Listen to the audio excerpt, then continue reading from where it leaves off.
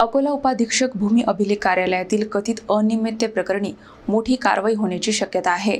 विशेष चौकशी समितीच्या अहवालानंतर 9 कर्मचाऱ्यांवर विभागीय कारवाईचा प्रस्ताव वरिष्ठांकडे पाठविण्यात आल्याची माहिती समोर आली आहे।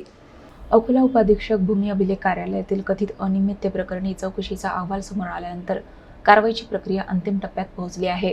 विश्वसनीय सूत्रांच्या माहितीनुसार विशेष चौकशी समितीच्या अहवालाच्या आधारे 9 कर्मचाऱ्यांवर विभागीय कारवाई किंवा सामूहिक जबाबदारी निश्चित करण्याचा प्रस्ताव वरिष्ठांकडे पाठविण्यात आला आहे।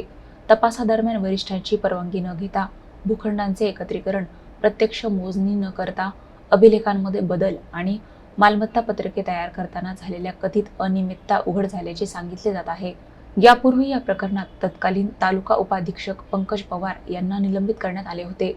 त्यानंतर राज्याच्या जमाबंदी आयुक्तांनी नियुक्त केलेल्या समितीने सखोल चौकशी केली। आता प्रस्तावावर वरिष्ठ स्तरावर निर्णय झाल्यानंतर संबंधित कर्मचाऱ्यांविरोधात विभागीय चौकशी, निलंबन किंवा इतर शिस्तभंगाची कारवाई होण्याची शक्यता असून या प्रकरणाकडे संपूर्ण जिल्ह्याचे लक्ष लागले आहे।